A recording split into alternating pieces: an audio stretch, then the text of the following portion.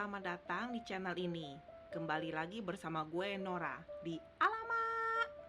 Setelah ngoceh bos yang pertama, sekarang mari ngoceh soal bos yang kedua, ketiga, dan seterusnya.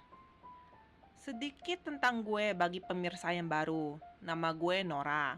Hobi gue ngoceh, dan sekarang ini gue tinggal di luar negeri yang bakal gue panggil sebagai negara ajib. Gue sengaja gak kasih tahu nama negara ini demi melindungi nama baik negara ini. Akan ada ledekan dan kata-kata kasar. Bagi pemirsa yang tidak mau mendengarkannya, jangan klik video ini. Gue udah mewanti-wanti kalian. Jika masih mau dengar, resiko sendiri. Semua nama yang dipakai adalah nama samaran. Tidak ada maksud untuk menjelek-jelekkan pemilik nama tersebut. Yang belum nonton video pertama gue, segera klik link yang ada di deskripsi ya. Yuk, meluncur ke ocehannya. Bagaimana keadaan pemirsa sekalian hari ini?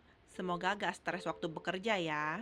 Stres karena bekerja itu sebenarnya wajar. Tapi kalau setiap hari stres karena pekerjaan, lebih baik minggat secepatnya. Ini gue mau share tentang pekerjaan gue setelah lulus kuliah. Pekerjaan real pertama gue. Sangat-sangat merendahkan martabat manusia. Tunggu dulu ya. Semua pekerjaan gue kayaknya selalu merendahkan martabat manusia deh. Ada hukumnya, tapi mereka gak akan patuhin hukumnya.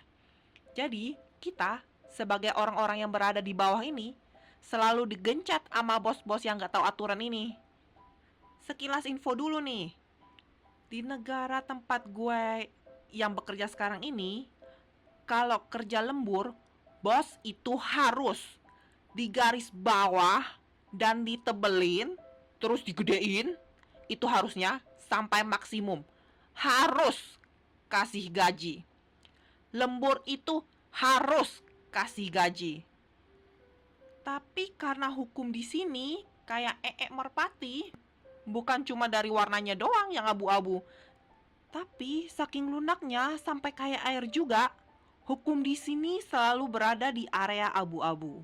Jadi kalau kita minta ke bos gaji overtime ini, yang lembur ini, bos akan bilang ini salah elo sendiri. Siapa suruh elo gak kerjain semuanya dalam waktu yang ditentukan? Oke, fine. Emang ada karyawannya gak guna, lelet, lemot, nyusahin, benalu, parasit. Tapi gak semua karyawan begitu. Emangnya kalau gue bilang itu manusia emang asu, apa semua manusia berarti asu? Enggak kan? Ya emang hukum tidak memandang orang. Semuanya sama di mata hukum. Makanya semuanya harus mendapat hukum yang sama. Tapi kalau karyawan A udah bekerja setengah mati, kelihatan kerja kerasnya, hasilnya, tapi gak dianggap, apa kalian pikir si A gak akan minggat? Pasti minggat lah. Ini bukan zaman buyut-buyut kita, dipaksa kerja rodi, dihina-hina, dimaki-maki, tapi masih setia bekerja sama bos gembrot, tamak dan gak punya otak.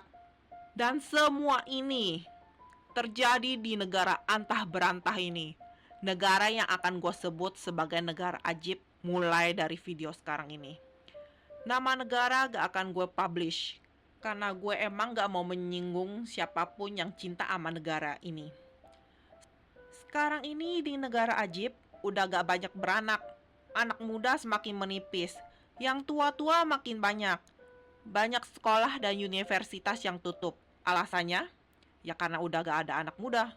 Waktu ditanya kenapa udah gak mikirin buat nikah dan beranak, alasan mereka gak punya duit. Buat anak emang gampang, besarinnya yang susah. Emang anak hirup oksigen doang bisa hidup. Angka kelahiran di negara ajib udah menyusut setiap tahunnya. Pemerintah yang khawatir seharusnya berbuat sesuatu kan? Iya sih, mereka ada kok. Koar-koar doang. Ayolah masyarakat semuanya, beranak yang banyak, biar negara kita gak mati.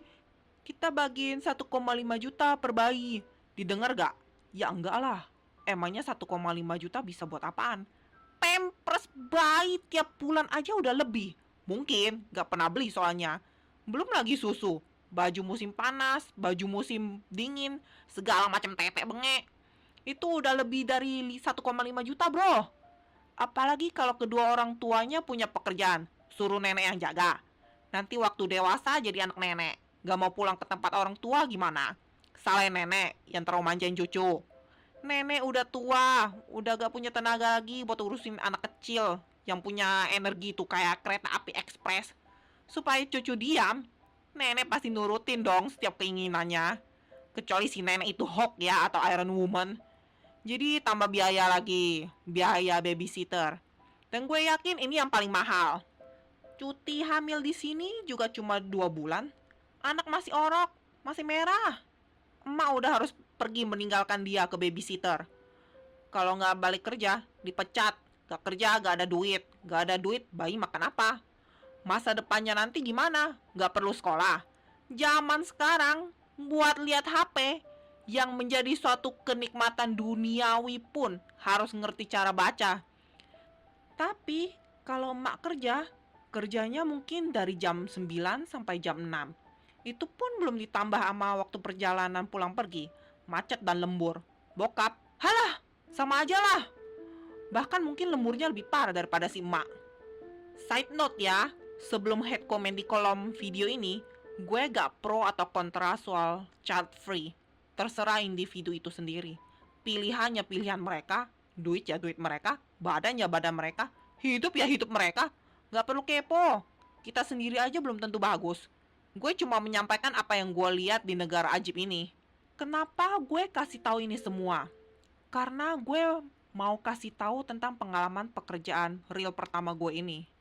Emang gak ada hubungannya sama bayi, tapi tolong didengar dulu sampai habis ya. Waktu selesai kuliah, langsung dapat pekerjaan jadi graphic design di salah satu perusahaan yang jual beli produk skincare dan produk makeup yang mewah. Mereka jualan lewat online, jadi mereka butuh graphic designer yang ngebantu buat promo banner mereka, buat foto-foto produk mereka, dan mempercantik fotonya. Pokoknya semua bersangkutan dengan kata-kata desain itu di-push ke desainer. Biar kata beda jalur, mereka gak mau tahu. Gak peduli lu itu fokusnya di desain apapun. Yang penting posisi lu itu ada kata desainnya. Berarti lo harus bisa segala macam yang berbau desain. Goblok gak? Masa interior desain disuruh buat desain mobil? Yang penting ada kata-kata desainnya, mungkin itu yang mereka pikirin. Tadi gue bilang banner. Mungkin banyak yang nggak tahu banner itu apa, jadi gue jelaskan dulu apa artinya banner. Kalau kita ke Shopee, Tokopedia, Bukalapak, Lazada, atau apapun lah itu yang online-online, pasti ada slide gambar promosi yang selalu bergerak ke kanan dan ke kiri kan? Itu yang namanya banner. Isinya promosi-promosi bulan itu atau minggu-minggu itu. Gak disponsori oleh mereka ya. Gaji di perusahaan itu UMR. Paling rendah dan paling gak bisa bertahan hidup di kota besar macam kota A di negara ajib. Pemerintah gak peduli. Mereka cuma kor-kor sambil nangis air mata buaya doang. Kami berusaha. Tolong, jangan salahkan kami terus. Sorry ya, gak kelihatan sama sekali.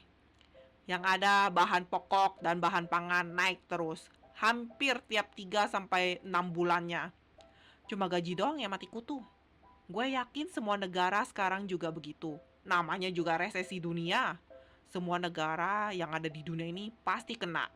Tapi di negara ajib, di mana banyak orang tuanya yang memandang rendah kita, kaum-kaum Asia Tenggara, gak bisa buka mata dan sadar bahwa negara mereka udah mati kutu semenjak 40 tahun yang lalu. Dan udah gak berkembang sama sekali selama itu. Masa jaya mereka udah lama KO. Dan orang-orang tua mereka selalu terjebak di masa itu. Bilangnya negara mereka masih tetap hebat. Makanya TKI itu bagi mereka gak ada harganya.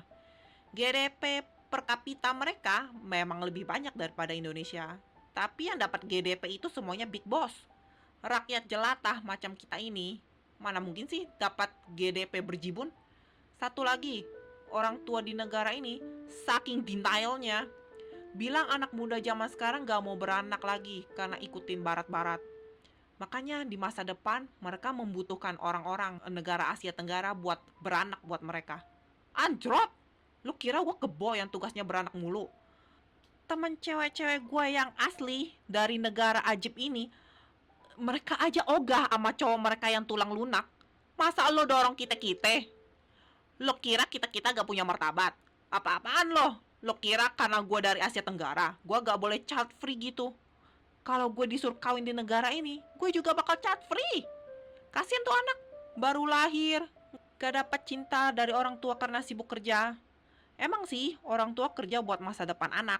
Tapi anak tanpa kasih sayang orang tua, ya bakal jadi begini, gak bermoral dan gak berlogika. Kayak rata-rata anak-anak kecil di negara ajib sekarang.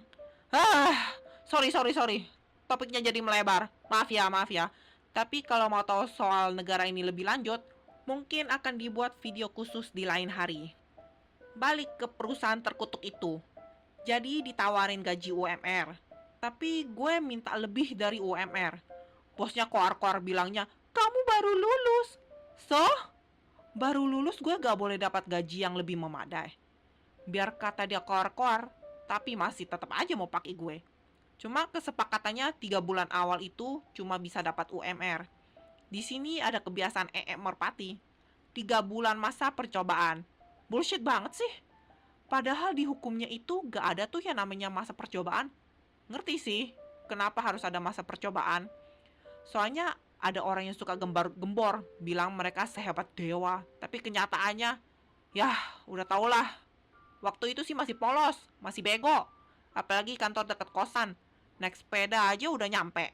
Atau mungkin jalan kaki aja udah bisa nyampe. Tapi kalau jalan kaki kalau nggak salah itu butuh waktu sekitar 20 menitan. Kalau naik sepeda itu 10 menitan. Deket kan? Apalagi di kolom note-nya itu ditulis, boleh pulang kerja tepat waktu. Gua terima itu pekerjaan tanpa tahu bahwa takdir kejam udah menanti gue. Gue disuruh tanggal 18 datang ke sana. Tanggung bener ya. Nanti akan ngerti kok seiring dengan cerita ini. Harap diingat semuanya.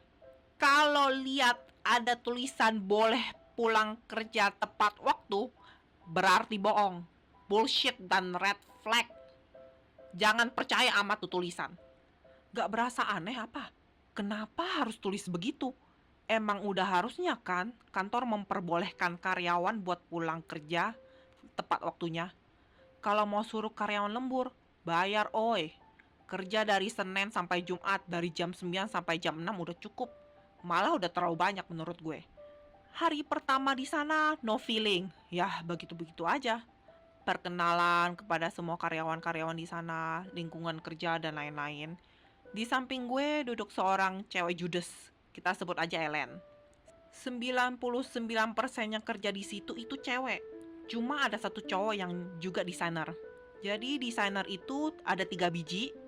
Gue, si cowok yang kita panggil Tom, sama satu cewek lagi. Kita panggil aja Mary. Mary itu desainer yang kerjanya paling lama di sana dibandingkan Tom. Mary udah 2 tahun di sana, sedangkan Tom udah hampir 1 tahun. Tinggal beberapa minggu lagi Tom akan genap 1 tahun. Terus ada Anna yang gembrot, tapi dempulan make upnya paling menor. Bibirnya manyun-manyun kayak sedot boba pakai sedotan kecil 24 jam setiap harinya. Gue benci banget sama Anna. Dia itu tangan kanannya si bos nenek lampir di perusahaan terkutuk itu. Total manusia di sana ada sekitar 12-an. Bos udah dihitung juga. Seminggu di sana gak berasa apa-apa. Ya gitu aja, dari jam 9 sampai jam 6. Siang istirahat 1 jam, pokoknya ya begitu-begitu aja deh. Sampai minggu kedua. Alamak! Langsung pengen minggat gue. Minggu kedua langsung dikasih tugas yang gak mungkin lu bisa kerjain dalam 1 hari. Tapi gue tetap pulang sesuai jam. Lah, emang itu hak gue kan? Apalagi lu juga tulis di note lu.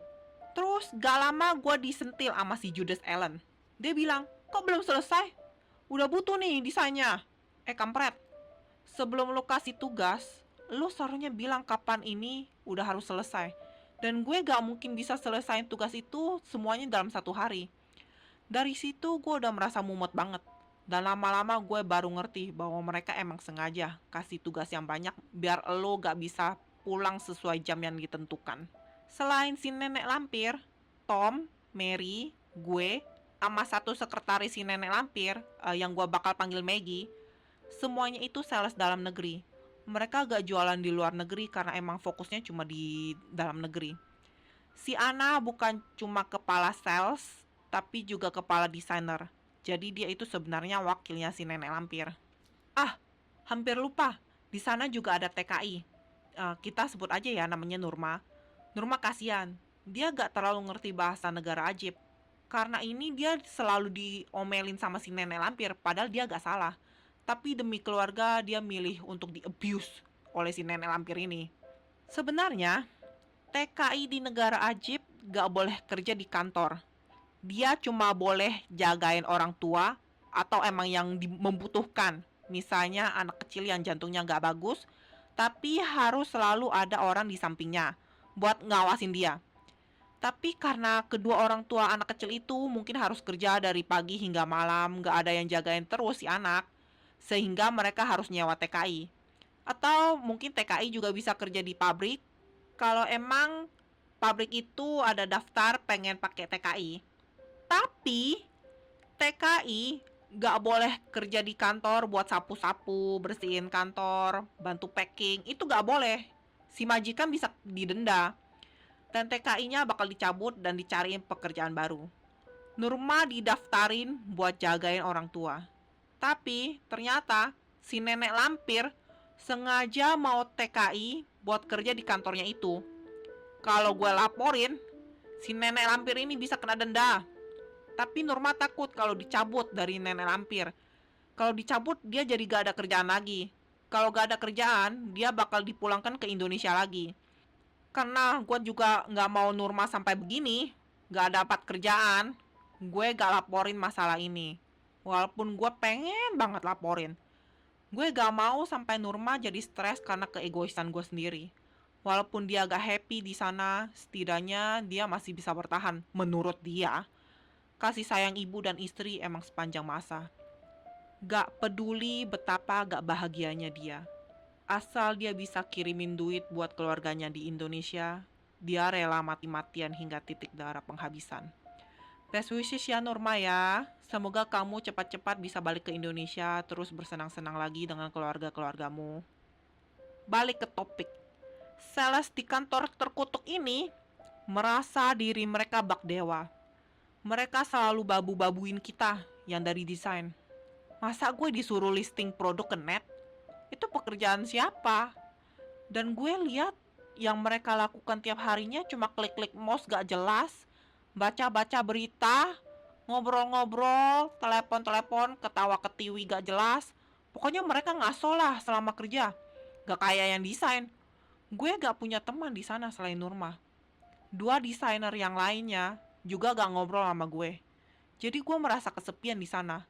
Ditambah lagi kosan gue bermasalah. Bener-bener suwe banget waktu itu. Untuk masalah kos, itu bakal jadi ocehan masalah di video lain. Biar pemirsa sekalian ada gambaran tentang makhluk-makhluk negara ajib. Di minggu ketiga gue udah merasa bak neraka. Udah ogah gue kerja di sana. Tapi emak gue bilang, gak apa-apa. Ini kan pekerjaan pertama kamu, harus bertahan.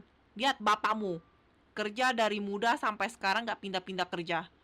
Dan begonya lagi, gue telan bulat-bulat itu perkataan emak gue yang udah gak punya pengalaman kerja selama bertahun-tahun setelah nikah sama bokap gue. Gue coba bertahan terus, tapi si Tom, waktu dia genap 1 tahun, dia milih minggat. Benar-benar, alamak! Gak apa-apa sih Tom minggat. Waktu dia minggat itu, untuk pertama kalinya kita ngobrol sebentar. Gue pengen tahu alasannya dia kenapa dia minggat. Alasannya dia, soalnya lingkungan kerja di sana gak bagus. Setuju! Gara-gara Tom minggat, Mary juga jadi mulai ngobrol sama gue. Bahkan si sekretaris, si Maggie, pun mulai ngobrol sama gue. Bukan cuma itu, karena Tom minggat, kantor jadi cari orang baru lagi. Sebut aja namanya Dian. Dian juga sama kayak gue, baru lulus, masih ijo lah. Ini juga pekerjaan pertamanya dia di kantor terkutuk ini. Tapi gue happy dia datang, soalnya si Judas Allen jadi ganti tempat duduk, dan dia jadi duduk di sebelah gue. Yeay! Waktu itu bagi gue semuanya seharusnya semakin membaik. Waktu itu biar kata capek, setidaknya ada teman yang bisa berbagi penderitaan. Berjuang Nora, Setidaknya selama 1 tahun, biar CV-mu indah dilihat mata. Itu yang gue pikirin. Di negara ajib, kalau sering ganti pekerjaan, bakal dicelah. Ditanya pertanyaan-pertanyaan gazebo. Tapi mereka gak mikir ya, kalau emangnya pekerjaannya bagus, emang gue rela tinggalin itu pekerjaan. Makhluk ajaib mana sih yang mau tinggalin kantor yang baik, gaji gede, dan fasilitas bagus? Lo kira cari kerja gak capek? Capek, Bo! Belum lagi interview-interviewnya. Harus denger banyak bullshit yang gak jelas. Yang paling sering keluar itu kalimat ini. We are family. Kita itu satu keluarga. Halah, tek kebolah. Mana ada keluarga cuma kasih UMR. Gue mati kelaparan gimana? Sewa kos emang lo yang tanggung? Sotoy banget. Sewaktu Dian masuk jadi bagian kita, dari sini neraka sebenarnya udah menanti. Tiap Jumatnya kita harus ada meeting 15 menit sebelum jam pulang. Babi gak tuh Kunti Menor. Maksudnya si Ana. Ingat kan sama si Ana? Tangan kanan si nenek lampir yang gembrot, menor, bibir kayak bebek. Si Ana ini sok banget. Sombong, gembrot, cantik aja kagak. Coba tuh hapus make upnya. Pasti udah kayak sundel bolong kelebihan berat badan. Terbang aja gak mungkin sanggup. Gara-gara terlalu gembrot. Gravitasi tak akan memberikan izin buat dia terbang. Kenapa harus begitu? Kenapa harus 15 menit sebelum jam pulang? Gak mau kasih karyawan pulang? Kasih kamar langsung aja deh ke gue. Gue langsung tinggal di kantor. Gratis. Kenapa harus rapat? Sales-sales biadab ini menilai setiap desain kita. Wah, gak ada kerjaan ya? Emang lo guru? Makan tuh desain, buang-buang waktu aja. Mending lo kasih tuh waktu buat gue. Biar gue istirahat yang banyak, biar gue bisa kerja lebih semangat lagi. 2 minggu begini terus. Tiba-tiba si Ana bilang gue selesain tugasnya si Dian. Soalnya menurut dia, desainnya si Dian masih lemah. Gue waktu itu pulang jam 9.14 malam. Jam 9.14 malam gue baru bisa pulang. Dian yang merasa bersalah temanin gue. Gue gak salahin Dian. Gue gak merasa Dian bersalah. Tapi gue makin gedek aja sama perlakuan mereka ini. Gak mikirin orang banget sih. Kalau lu gak mikirin orang lain, emang lu kira orang lain bakal mikirin lo? Kalau gue tampol kepala mereka, bunyinya pasti dong dong dong dong. Karena saking kosongnya sampai gak ada isinya. Otak mereka pasti udah kebuang waktu mereka lagi berak.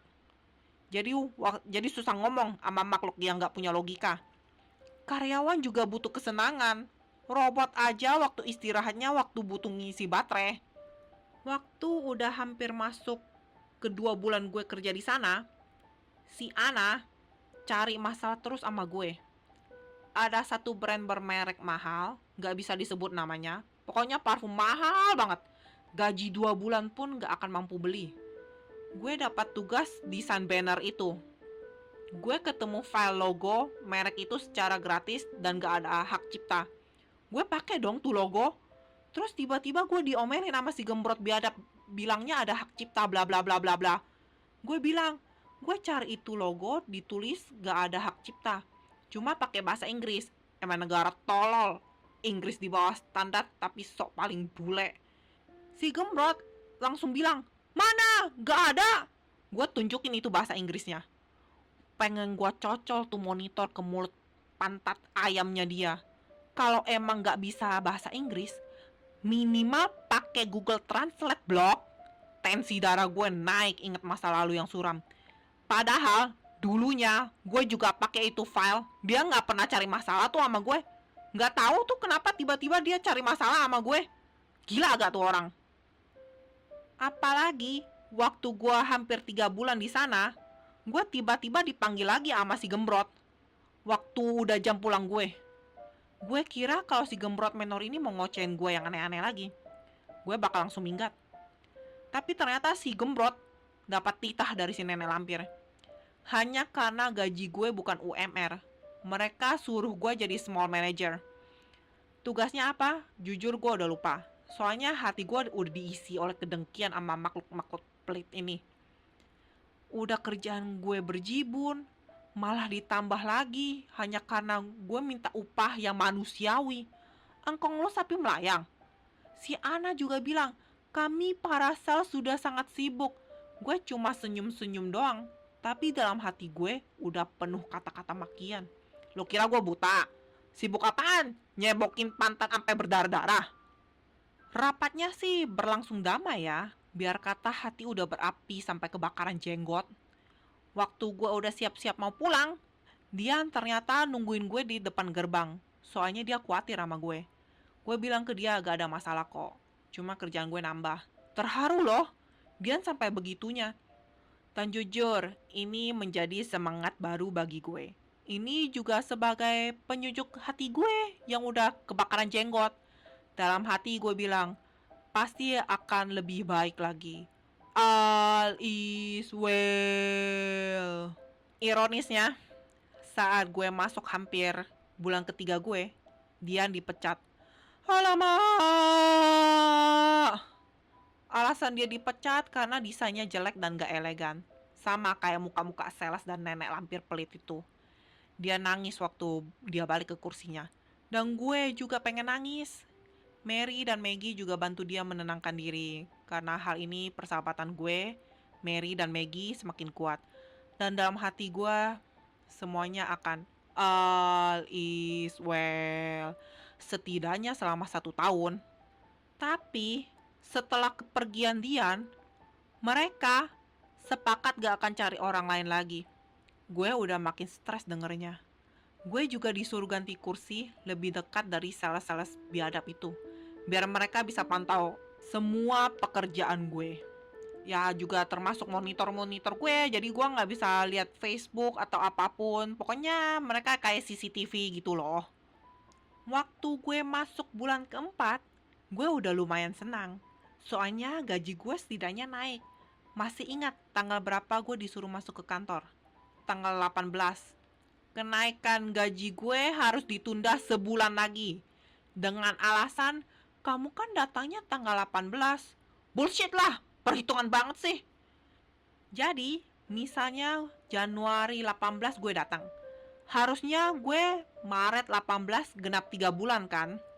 Dan seharusnya gaji gue dari tanggal 19 sampai 31 Maret itu harusnya jadi gaji full time gue kan. Tapi enggak, gue harus tunggu sampai di bulan Maret baru bisa dapat gaji yang dijanjikan selama masa trial 3 bulan itu. Gue harus nunggu 1 bulan lagi di neraka jahanam macam ini. Cuma demi itu. Tahu gak, hidup gue selama 3 bulan ini udah stres karena kerja mulu. Gak bisa makan makanan yang enak gara-gara gaji yang super kecil. Mau minum boba aja gue harus hitung-hitung anggaran. Yang bisa gue lakukan waktu gue ngidem boba itu mimpi sambil ngiler-ngiler. Gue juga gak bisa jalan-jalan sama temen gue karena gue harus ngirit.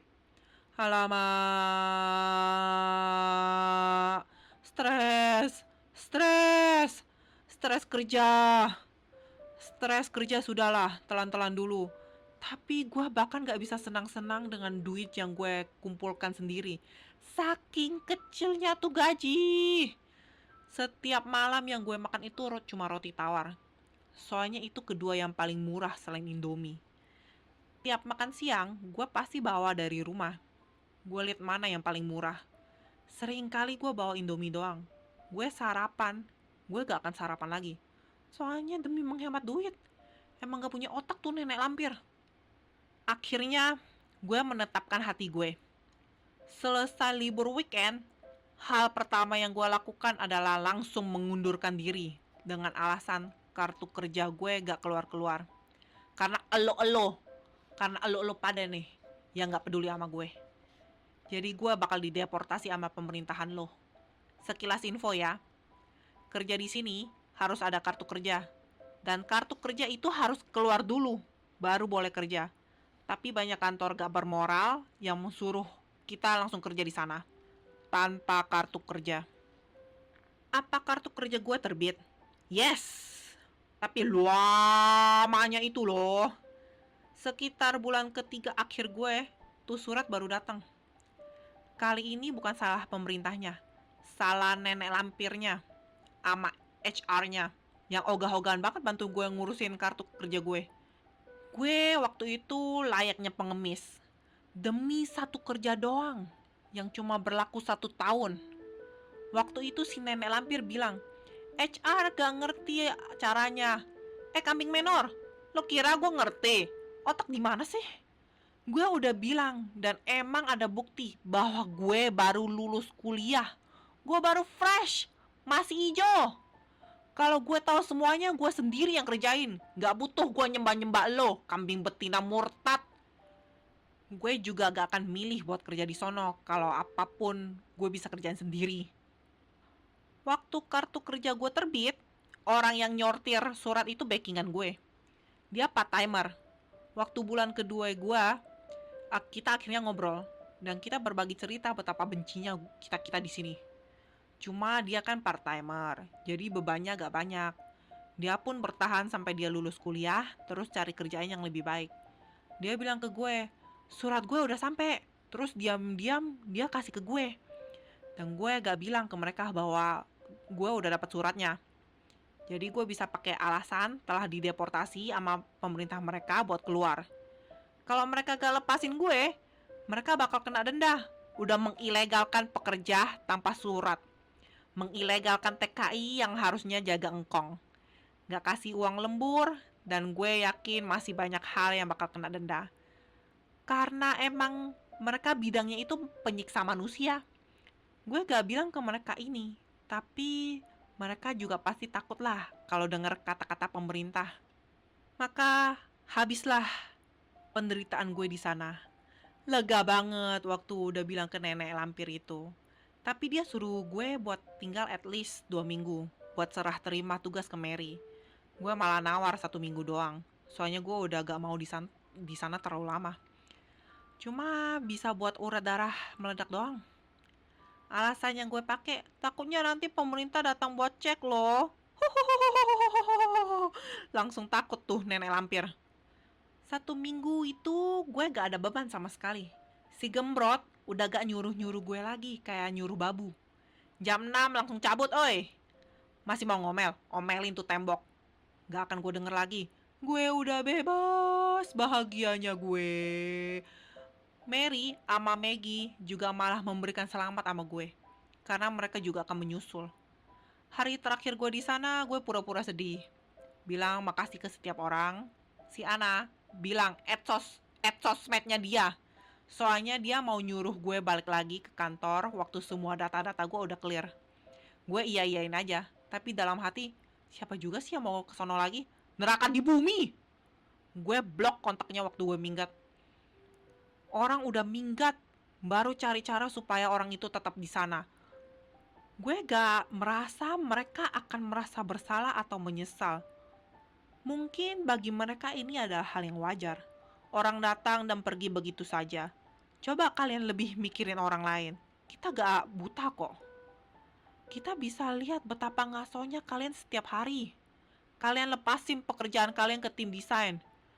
Kerjaan kalian cuma telepon-teleponan. Siapa yang betah kalau begitu? Kita juga pengen ngaso, tapi kan gak mungkin kalau di jam kerja. Cuma ya tolonglah, udah jam pulang, kita diperbolehin pulang begitu saja. Tanpa harus mendapat penilaian loh dari kalian. Lagi pula itu pekerjaan ada banyak. 1 hari gak akan mungkin selesai. Bukannya malas atau apa, kalian sendiri pantau kita itu bagai CCTV, HD pula, 4K. Tapi kalau kita gak bisa rileks sebentar doang, pasti otak jadi mumet. Makanya ini mengapa banyak orang dari tim desain minggat. Kalau emang enak tuh pekerjaan, emang ada yang mau minggat. Setelah gua minggat, mereka cari lagi desainer baru. Waktu itu mereka secepat kilat dapatnya. Tapi gak berselang lama, mereka cari lagi sama pula desainer. Coba kalau mereka pikir, interviewin orang itu capek ya. Apalagi udah datang, diajarin, malah minggat. Capek juga ya. Mending kita coba cari cara deh supaya mereka bisa betah di sini. Biar kita gak usah cari-cari orang terus. Tapi gue rasa logika mereka udah kesundul bola bowling. Mereka merasa karyawannya begitu, datang dan pergi. Terus salahin anak muda. Pokoknya siapapun disalahin lah kecuali diri sendiri. Sekarang mereka juga udah nggak bisa ngapa-ngapain lagi. Karyawan muda zaman sekarang lebih banyak minggat kalau emang kondisinya buat mereka stres. Waduh, gue ngomongnya kayak nenek-nenek ya. Anak muda. Tapi gue sih asli setuju sama mereka-mereka yang masih muda. Emang sih kita butuh duit. Siapa sih yang nggak butuh duit? Tapi kalau perusahaan itu kasih elu duit yang super merendahkan martabat elo, terus disuruh kerja rodi mulu, tanpa memperdulikan diri elo juga, mending minggat deh. Masih ada peluang yang jauh lebih banyak daripada dijajah sama perusahaan gak bermoral macam ini. Gue sendiri yakin, waktu orang-orang yang mau minggat dari satu perusahaan, pasti mikir banyak hal. Gimana dengan uang kos? Gimana nanti bayar ini? Gimana nanti bayar itu? Pastilah, kita bekerja ya untuk membiayai semua ini. Tapi kalau kesehatan terganggu atau bisa mengakibatkan kesehatan terganggu di masa depannya, lebih baik minggat deh. Jangan bekerja hingga sakit. Kelak duit yang kita kumpulkan bakal jadi penyokong biaya rumah sakit kita. Lah, sama juga bohong dong. Buat apa capek-capek, susah-susah cari duit kalau akhirnya jadi sakit-sakitan? Bayangkan, disuruh kerja rodi dari jam 9 pagi sampai jam 9 malam, tanpa istirahat, tanpa makan malam, yang ada cuma stres. Untungnya gue gak kena emah waktu itu. Oke, emang ada karyawan yang kekiin, karyawan yang cuma makan gaji buta kerjaannya. Makanya dibuat aturan begitu. Tapi gak semua karyawan begitu kan? Ini ibarat kata, gue bilang kambing imut, tapi ada juga yang bilang kambing itu serem. Maksudnya ya, gak bolehlah memukul rata semua orang. Hanya karena ada satu orang yang pernah molor waktu kerja. Apa iya semua orang bakal molor waktu kerja? Dan yang gue minta itu sebenarnya gampang. Biarkan kami semua dapat pulang tepat waktu. Elu nyuruh gue masuk tepat waktu kan? Kenapa gue gak boleh pulang tepat waktu? Logika macam apa ini? Bekerja itu saling menghormati. Atasan hormatin karyawan. Karyawan hormatin atasan. Bukannya atasannya mau menang sendiri. Bener gak? Jadi balik ke masalah tingkat kelahirannya makin menipis di negara ajib ini. Kalau lembur terus, anak juga kasihan. Gue sih ogah kalau anak gue lahir di dunia ini besarnya cuma buat dirodiin perusahaan amoral begini. Lembur terus juga jadi gak ada waktu main buat ama anak. Kasihan anak nantinya, gak dapat kasih sayang orang tua. Gimana dengan pemirsa sendiri? Apa pemirsa bisa bertahan dengan gaji UMR di ibu kota? Apa pengalaman pemirsa bertahan hidup dengan UMR? Video ini udah terlalu panjang. Tensi darah pun juga hampir meledak. Jadi kita lanjutkan ke video bos beracun ketiga ya. Tenang, habis dari tempat terkutuk ini, masih ada banyak tempat terkutuk lain yang bisa didengar. Dan dengan ini kita sampai di penghujung acara. Makasih ya udah didengerin ya pemirsa ya. Sampai jumpa di video berikutnya, tetap di channel Alamak bersama gue, Nora. Bye-bye!